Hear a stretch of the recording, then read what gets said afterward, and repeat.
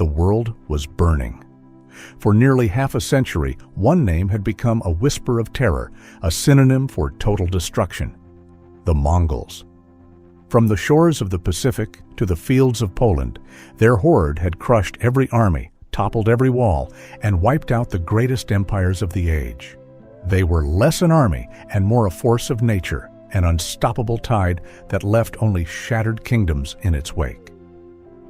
In 1258, they did something so brutal, it sent a shockwave of fear across the known world. They sacked Baghdad, the magnificent heart of the Islamic Caliphate, ending a 500-year-old dynasty in a river of blood and ink. Their advance seemed absolute, their victory inevitable. Their next target was Egypt, the last great bastion of Islamic power. The world held its breath, waiting for the end. But the Mongols hadn't counted on facing an army forged in their own image.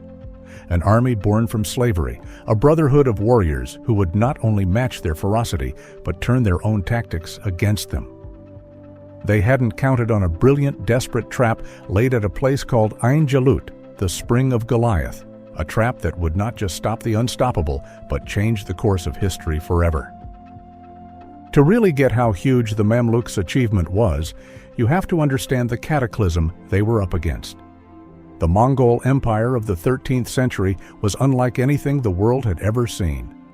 It wasn't just an army, it was a mobile nation built for conquest, a perfectly honed instrument of war. Under the visionary leadership of Genghis Khan, they perfected a style of warfare based on speed, discipline, and overwhelming psychological terror. His successors continued this bloody legacy, expanding the empire with terrifying efficiency. By the 1250s, the great Khan Monka, grandson of Genghis, set his sights on the final subjugation of the West. He tasked his brother, Hulagu Khan, with a simple goal: conquer everything from Central Asia to the Mediterranean. Hulagu was the embodiment of the Mongol creed of absolute conquest. He marched west with what may have been the largest Mongol army ever assembled. His campaign was a whirlwind of destruction. The legendary mountain fortresses of the Assassins in Persia, once thought to be impregnable, were systematically dismantled. Then, in 1258, Hulagu's horde stood at the gates of Baghdad, the center of Islamic learning, culture, and power for 500 years. The city was home to the Abbasid Caliph, the spiritual leader of Sunni Islam. Hulagu demanded surrender. When the city resisted, he unleashed a fury that still echoes in history. After a short siege, the Mongols swarmed the walls and began a week of slaughter so complete, it's hard to even imagine. The great libraries, including the famed House of Wisdom, were destroyed. Countless irreplaceable books filled with centuries of knowledge were thrown into the Tigris River, which was said to have run black with their ink. The caliph himself was captured and, according to legend, rolled in a carpet and trampled to death by horses. A Mongol superstition prevented them from spilling royal blood on the earth. The fall of Baghdad wasn't just a military defeat, it was a civilizational trauma. With Baghdad smoldering, Hulagu's path was clear.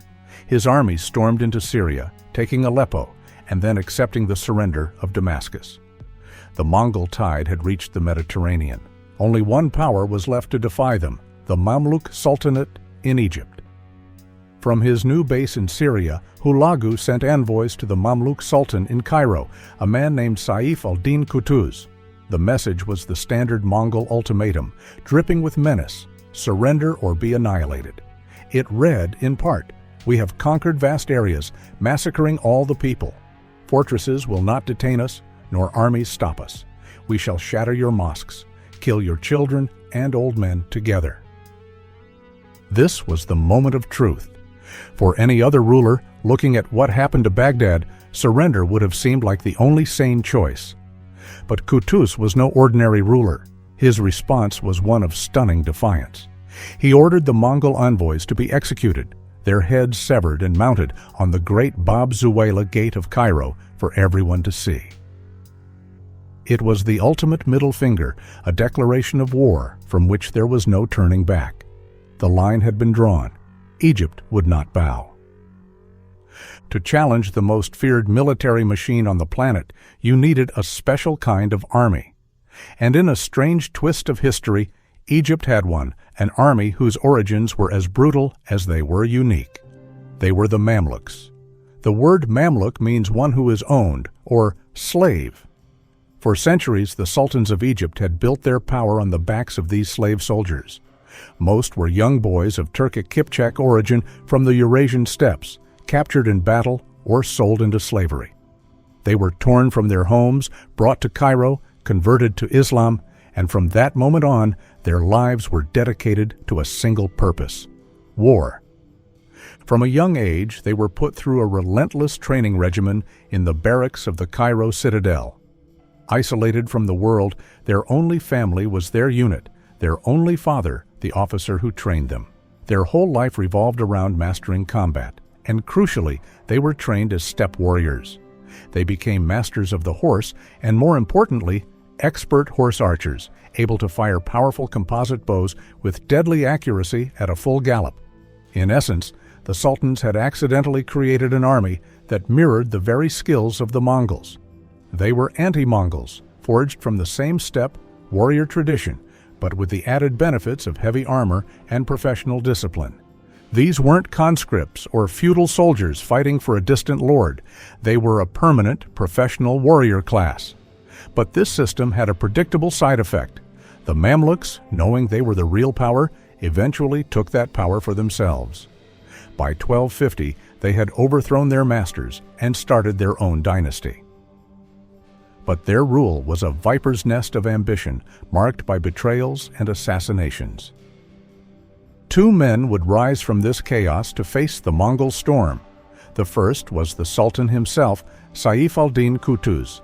A former slave, he had clawed his way to the top before finally seizing the throne in 1259, arguing that Egypt needed a strong warrior, not a child, to face the invasion.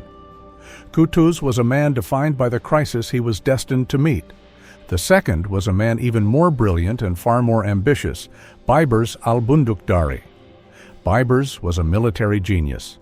Like Qutuz, he was a Kipchak Turk sold into slavery. He was known for his cunning, his boundless energy, and his piercing blue eyes. There was also a fierce rivalry between the two men. Baibars had been forced to flee into exile after Qutuz was involved in the death of his former commander. But with the Mongols at the gate, these two bitter rivals knew their personal grudges were meaningless.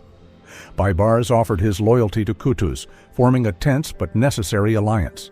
It was this unlikely partnership, the resolute Sultan and the brilliant exiled general, that would lead an army of ex-slaves to meet their destiny. As the Mamluks prepared for a seemingly suicidal campaign, fate intervened. News arrived that the great Khan, Mongol, had died in China. Mongol tradition demanded that all senior princes return to the capital to elect a successor. Hulagu, with his eye on the throne, had to withdraw. He took the bulk of his massive army with him, leaving behind a smaller, but still formidable, occupation force of around 20,000 men. This contingent was under the command of his most trusted general, Kitbuka Noyan, a Naiman of Turkic origin and a devout Nestorian Christian. It's also likely the dry summer lands of Syria simply couldn't support the vast number of horses in Hulagu's main army. Whatever the reason, this was the opening Qutuz and Baibars desperately needed. The Mongol army was suddenly not at full strength. The odds had shifted from impossible to just plain daunting. Qutuz didn't hesitate. Instead of waiting for the Mongols to invade a demoralized Egypt, he made the bold decision to march his own army of about 20,000 men north to meet them head-on in Palestine. The march north was a masterstroke. The Mamluks' path was blocked by the Crusader states along the coast, who were traditional enemies. Qutuz sent envoys to the Crusaders at Acre, asking for safe passage. The Crusaders were caught in a tough spot. Some saw the Mongols as potential allies against Islam, but most saw the Mongols for what they were, a much bigger, more immediate threat.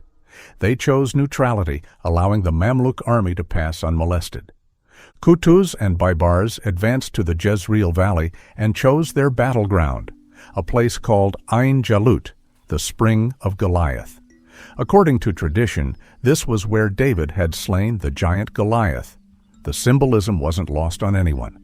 The terrain was perfect for the trap Baibars was planning. It was a large valley flanked by wooded hills, a natural arena for what was to come. The Mamluk strategy was pure deception, designed to turn the Mongols' favorite tactic against them. Qutuz hid the main body of the Mamluk army, the heavily armored cavalry, in the hills overlooking the valley. He then gave command of the vanguard, a smaller, more mobile force, to Baibars. Baibars' job was to be the bait. He would engage the Mongol army and then stage a feigned retreat, the classic Mongol trick used to lure enemies into a slaughter. On September 3, 1260, the battle began. Qutuz, leading his Mongol forces and their Armenian and Georgian allies, advanced into the valley. He saw only Baibars' smaller force, and believing this to be the entire Mamluk army, his confidence swelled. Baibars initiated the plan perfectly. His horse archers engaged in hit-and-run skirmishes, peppering the Mongol lines with arrows and testing their formations. For hours, this deadly dance continued. Qutuz, a proud and aggressive commander, grew frustrated. He had never faced an enemy that fought so much like his own men. Blinded by arrogance, he made the fatal mistake the Mamluks had prayed for.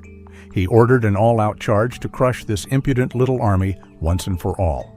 The entire Mongol force surged forward, thundering deeper and deeper into the valley, right into the jaws of the trap. At the perfect moment, Qutuz gave the signal. From the hills on three sides, the main Mamluk army exploded into view. The thunder of thousands of heavily armored cavalry charging downhill crashed into the Mongol flanks. The hunters were now the hunted. The Mongols were trapped, but they weren't broken.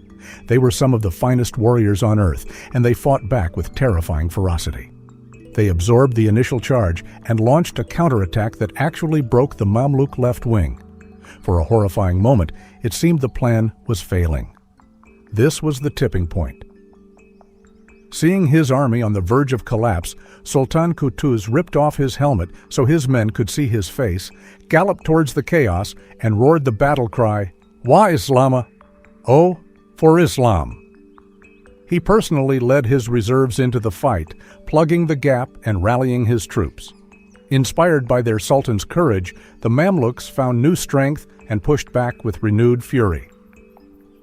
Some Arab sources claim the Mamluks even used primitive hand cannons, called midfa, not to kill, but to make loud noises and smoke, to terrify the Mongol horses and sow chaos, though their use here is still debated by historians. The tide had turned. The Mongol counterattack was blunted, and they were now being systematically crushed. Their commander, Qutuz, refused to flee and was captured. Brought before Qutuz, he remained defiant, promising that his master Hulagu would return to avenge him. Qutuz had him beheaded on the spot. The death of their general broke what was left of the Mongol spirit. Their army disintegrated into a full-blown rout. The Mamluks pursued them relentlessly, cutting them down as they fled. The invincible Mongol army had been utterly defeated. News of the victory at Ain Jalut spread like wildfire. It sent a shockwave across the world. For the first time in nearly 50 years, a major Mongol army had been decisively beaten in open battle. The myth of Mongol invincibility, a weapon as powerful as any siege engine, was shattered. The westward expansion of the Mongol Empire was brought to a stunning halt. The Mamluk army, now heroes of the Islamic world, retook Damascus and the rest of Syria. Their triumphant return to Cairo should have been a moment of unparalleled glory for Sultan Qutuz. He had gambled everything and won, securing his place as a savior of his faith. But Mamluk politics were a venomous world. Baibars, the architect of the victory, asked Qutuz for the governorship of Aleppo as his reward. Qutuz refused. It was a fatal mistake. The ambitious Baibars, feeling he'd been denied his due and likely wanting to settle old scores, conspired with other Mamluk emirs. On the road back to Egypt, during a hunting trip, Baibars approached the Sultan. As Qutuz reached out to him, Baibars seized his hand, and his co-conspirators rushed in and assassinated the victorious Sultan. Qutuz, the hero of Ain Jalut, never saw Cairo again. It was Baibars who rode into the city as the new Mamluk Sultan. It was a brutal end for Qutuz, but his legacy was secure. His short, dramatic reign had changed the world. Sultan Baibars would go on to rule for 17 years, proving to be one of the most effective rulers in Mamluk history. He consolidated power, establishing a dynasty that would rule Egypt and Syria for over 250 years. He fortified his kingdom and ensured the Mongols, distracted by their own internal conflicts, could never again seriously threaten Egypt. Baibars then spent the rest of his reign systematically dismantling the last of the Crusader states on the coast. The Battle of Ain Jalut was more than just a battle. It ensured the survival of Islamic civilization, which had been pushed to the brink. With Baghdad in ashes, the heart of the Islamic world had shifted to Cairo, now safe under Mamluk protection. And its impact may have reached even further. Had Egypt fallen, who knows what would have stopped the Mongol advance across North Africa, and perhaps even into Europe. The world we know today was shaped in that valley, when an army of former slaves dared to stand against the storm. The Battle of Ain Jalut is one of history's most pivotal moments, a true underdog story of incredible strategy and courage. If you enjoy these stories of history's greatest conflicts, make sure you subscribe and hit the bell icon so you don't miss our next video. And let us know in the comments, what historical battle do you want us to break down next? The story of Ain Jalut is a timeless testament to the idea that no power is truly invincible. It shows how brilliant strategy, knowledge of the land, and courageous leadership can overcome seemingly impossible odds. It was the day the world learned the Mongols could be beaten. It was the day slaves became kings and saviors. And it was the day history itself was diverted on the bloody ground of Goliath Spring.